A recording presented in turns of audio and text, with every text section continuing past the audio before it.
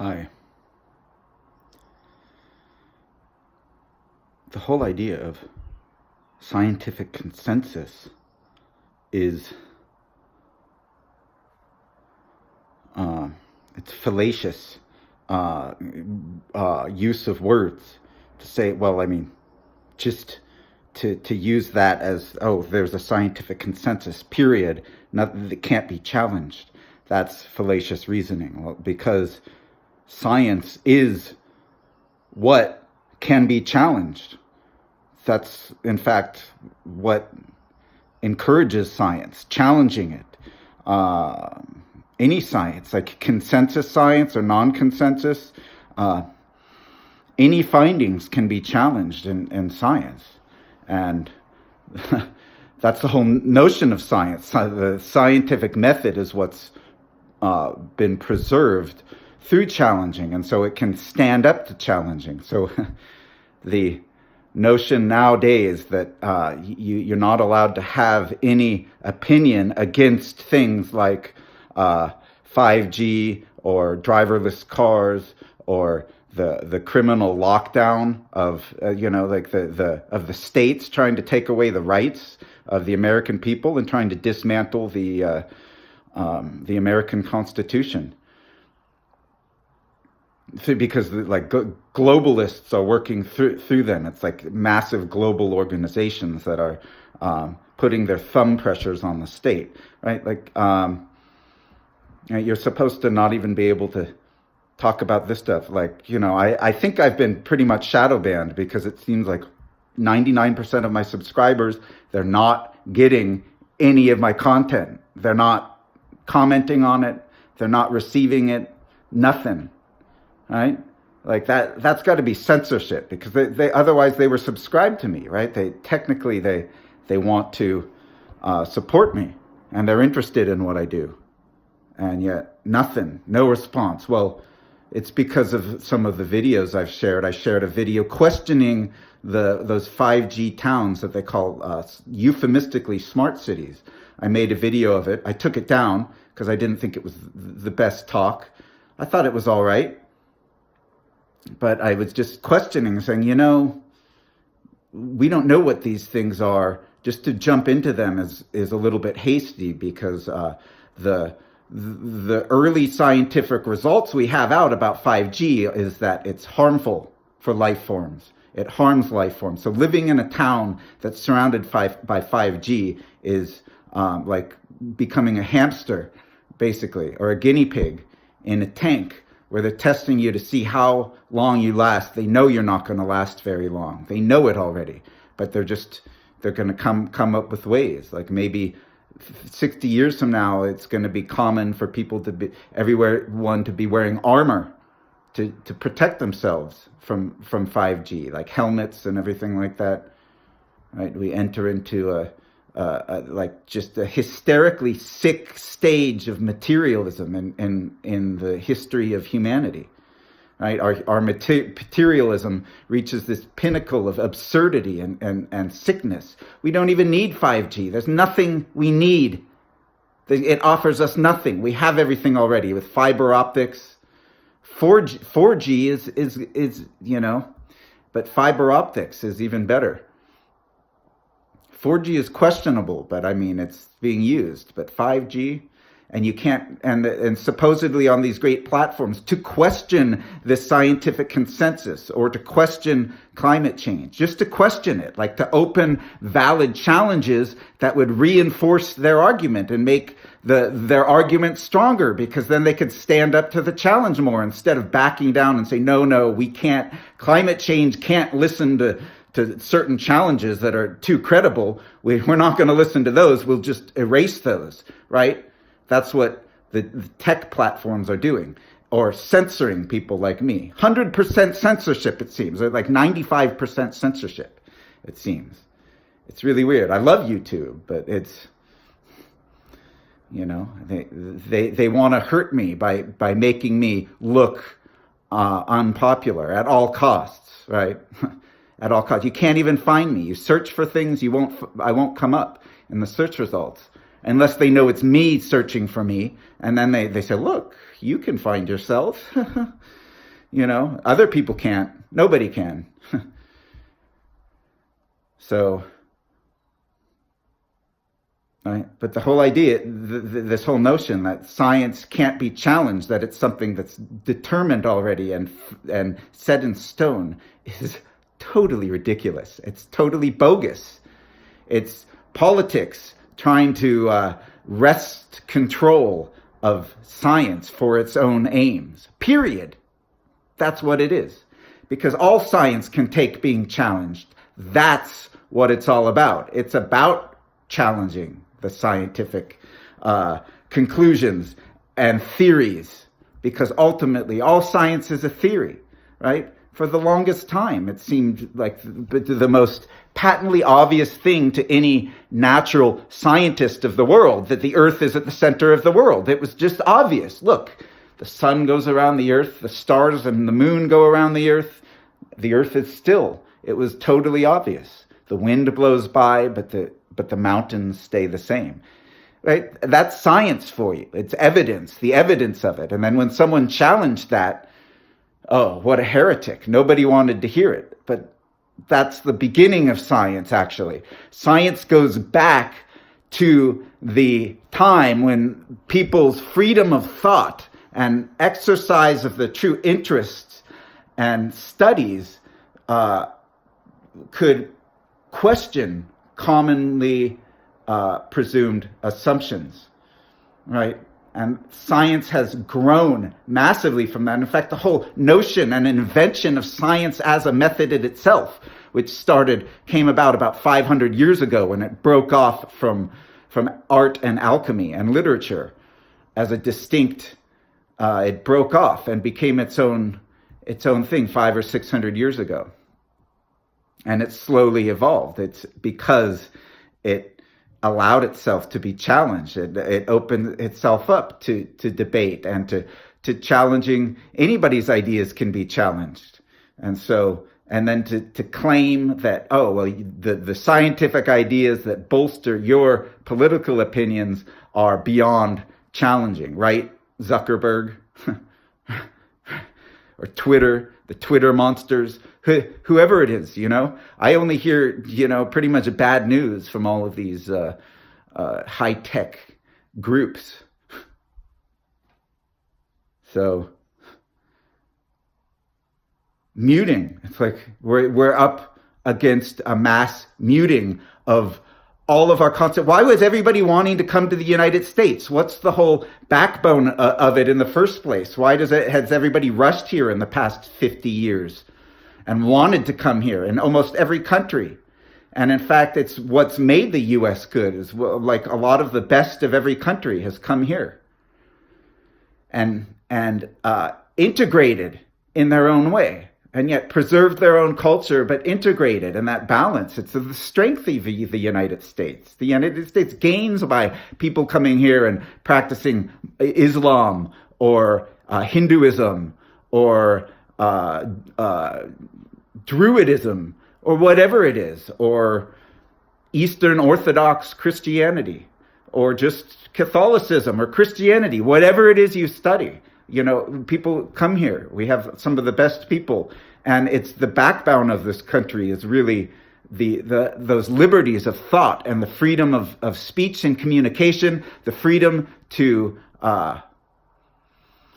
well, there are so many. I mean, I could enumerate them. I know them, but it gets long-winded. It goes into all of your freedoms to associate and to engage in commerce and to engage in civil activities. All of civil life is up in suspension right now. Churches, sports teams, groups, companies, even individuals opening their business. All of this is up in suspension. People talking about it, it's being attacked. Right? Right. And so it's not going to be a great country for anybody after this. I honestly don't think that so many of the immigrants really realize what they're losing and what they're up against with losing it. It seems like the people who have a long family tradition in the U.S. seem to be the ones that that realize the importance a lot more of the freedom of communication. Maybe that's because they haven't found it within their own linguistic group, within their own language. They haven't found a real serious clampdown on their ability to communicate and network through these networking platforms. But it'll come, trust me, because it's already happening. In English, it's happening all over the U.S. There's a huge assault on our ability just to stand up and have an opinion about something, right? 5G, I think it's bad. I think that it hasn't been studied enough. It's way too early to be thrusting it upon the world. Oh, but for saying so, you'll be banned, right? Oh, I'll be banned. Well, I've already been banned. Nobody's listening to me, to any of my talks. I give the best talks on YouTube, after a few other key people, right? Like, no way I give better talks than Terence McKenna. McKenna was just like the absolute oratory genius and literary genius. He was a brilliant scientific mind, way ahead of his time. I mean, he's way ahead of Alan Watts. Alan Watts was an armchair philosopher who just sort of dabbled in Zen. That's what it seems to me. He whereas McKenna was a true alchemist of the spirit, right? So, and then plenty of other people, like who's alive today? Jordan Peterson. How could I compare with his talks, his lectures in psychology? He's so deep and thorough, and his psychology enters into all other areas, and he actively pursues those areas. He's not just studying psychology. He understands that psychology goes into philosophy, it goes into metaphysics, it goes into ethics, it goes into many other areas, like just the normal day-to-day life. It goes into economics. Psychology is a major thing. It's in spirituality. In fact, religion and spirituality and art are all essentially at core a kind of a psychology. And they benefit from this. Like Buddhism benefits from it. Christianity, the Christians that open themselves up to psychology benefit, like Thomas Merton. The ones that don't and just hide behind dogma, they never really realize the true spirit supreme, They're just sort of stuck within their formulaic notions. So this was the strength of our country, to be able to come up and have this. In fact, that was the whole reason why YouTube took off in the first place. And all these platforms, Facebook, it was the fact that they said, look, you can say what you want with your friends and everything's good and you can network. And then they start clamping down and say, oh, well, I mean, you said you weren't in favor of living under a 5G global tyranny of high-tech imperialism. It's like, well, I don't think that's a valid thing to say, buddy. You're banned. Shadow banned. Right? Tell me I'm not shadow banned. Tell me I'm not. Tell me I'm not. Who can tell me I'm not? I've known I've been shadow banned for like over years. For years. Once I started speaking out, once I started doing more than music, even just reading poetry, that was too much. YouTube does not want to promote poetry, it seems. If any poetry happens on YouTube or Facebook, it's in spite of it. Because honestly, I mean, at least YouTube doesn't seem, they don't promote it in any way. They don't like poetry. They're clear about that. But Facebook is 100% antagonistic toward poets and toward the poet in you and toward all of poetry. They hate poetry. They want the power of poetry to evaporate among humanity. That will give Zuckerberg the ultimate control. He'll be happy then. So, life, liberty. This was the backbone of this country. You give that away, well, then this country's no more. People are going to be moving to other places where those values still exist. New Zealand or or whatnot. I don't know. Dominican Republic? Probably not. Dominican Republic's in hell turmoil now. You just never hear about it, right? They don't, like the news, right? What are they not telling you? All over the board. They're not telling you so much. All over the board, on all the news, whether it's the left-wing or the right-wing news. They're all not telling you stuff. You know? One of the only few people that's telling you more is the Corbett Report. The Corbett Report. James Corbett. And how I found him is he was subscribed to me first. He still is, as far as I know. So, right, I was looking through who's subscribed to me to see if anyone has a good channel. That's what everyone should do. Most people don't. Most people have their thumbs crammed way up their buttholes. You know, sadly enough, that's the way they operate, you know.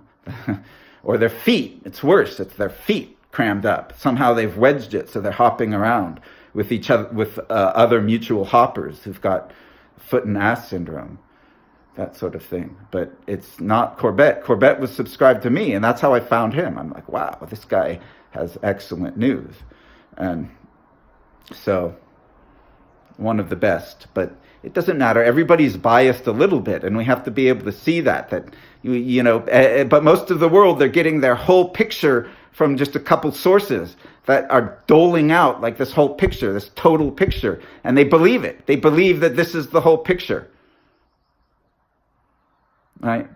And so they believe that the whole picture is, well, look, Tons isn't really popular. Nobody likes his stuff, you know, just a handful of people ever comment. He's a loser, right? We can tell he's a loser, right? Well, that's the delusion, right? That's the delusion. They're trying to paint one picture of it. In fact, I would be way more popular. I've been shadow banned, right? Clearly. Tell me I haven't. No one will, because no one's going to listen to this. Maybe 2 people will listen through all of this, right? And care, right? Care. Think like what I'm saying is important to the world, right? Which it is. But, you know, no one can seem to live up to the challenge, right? Even in all levels. What I say through prose, what I say in poetry, what I read of other people's poems. They don't realize I'm sharing everlasting poems. It's like they just ignore them. Like, oh, God. People, you're banned. You're being shadow banned from me. I can't believe you're that dumb. I can't believe my subscribers are that shallow. I just can't believe it. I know you've been shadow banned. You've been prevented from even seeing that I have videos, that I have a playlist, that I have new talks, new literature, that I have poetry out there, that I have art, original art, some of the best art in the world in the abstract realm. Definitely some of the best art in the abstract realm in this generation. I've got it on my channel. Like, generally, no takers, nobody, right? Tell me this isn't a shadow ban. It's a total shadow ban, right? The fact that nobody's going to tell me it's not just tells me, once again, I'm shadow banned.